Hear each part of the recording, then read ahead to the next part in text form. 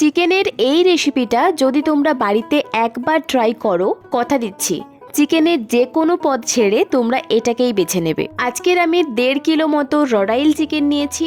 তার জন্য আমি পেঁয়াজ কুচি, আদা রসুন বাটা, টমেটো পেস্ট আর কয়েকটা চেরা কাঁচা লঙ্কা রেডি করে রেখেছি। কড়াইতে অল্প সাদা তেল দিয়ে আলুগুলোকে লাল লাল করে ভেজে তুলে রাখছি।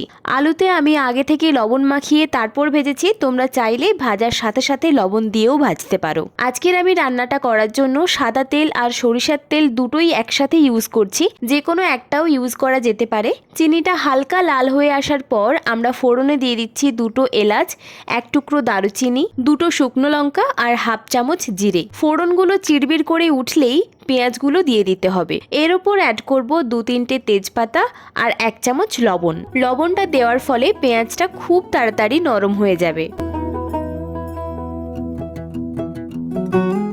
পেঁয়াজটা ব্রাউন হয়ে এলেই আমরা এখানে অ্যাড করে দেব 2 চামচ আদা রসুন বাটা। ভালো করে নাড়তে নাড়তে মশলা থেকে তেল ছাড়তে শুরু করলে অ্যাড করে দেব 1.5 চামচের একটু কম লঙ্কার গুঁড়ো। তোমরা যে যেরকম ঝাল খাও সেই মাপে ঝালটা একটু বুঝে দিও। ফোড়নে শুকনো লঙ্কা, এখন গুঁড়ো লঙ্কা, পরে আবার কাঁচা লঙ্কাও অ্যাড করা হবে, তাই ঝালটা একটু নিজের দায়িত্বেই দিও। লঙ্কাটা ভালোভাবে কষিয়ে নেওয়ার পর আমরা এখানে অ্যাড করে দেব মশলা ধোয়া জল। জলটা ফুটে উঠলেই এর উপরে দিয়ে দেব হলুদ গুঁড়ো। সমস্ত মশলাটা এখানেই 70% গলে যাবে। মশলা থেকে তেল ছাড়তে শুরু করে দিয়েছে, এবার মাংসটা অ্যাড করে দেব। মাংস রান্নার টেস্ট নির্ভর করে মাংসটা কষানোর ওপর, যত্ন আর ভালোবাসা দিয়ে রান্নার ওপর। আমি সবসময় মাংসটা ঢেকে রান্না করি, এতে দুটো জিনিস হয়। মাংসটা যেমন তাড়াতাড়ি রান্না হয়, ঠিক তেমন রান্নার মাঝে মাঝে জল অ্যাড করারও প্রয়োজন হয় না।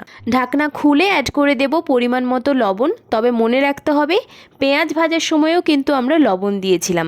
একই রকমভাবে ঢাকা দিয়ে কষতে কষতে মাংসটা 60% রান্না হয়ে গেলেই অ্যাড করে দেব আগে থেকে ভেজে রাখা আলু আর কয়েকটা চেরা কাঁচা লঙ্কা। আলু দেওয়ার পর কষতে কষতে যখন জলটা শুকিয়ে আসবে সেই পর্যায়ে আমরা অ্যাড করব টমেটো পেস্ট।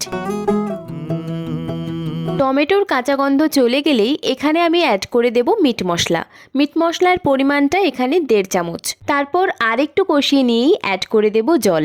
জলটা ফুটে ওঠার পর একটু ঢাকা দিয়ে মাংসটাকে নিজের মতো ফুটতে দিতে হবে। মাংস অলরেডি সেদ্ধ হয়ে গেছে, তাও 5 মিনিট ফোটালেই যথেষ্ট।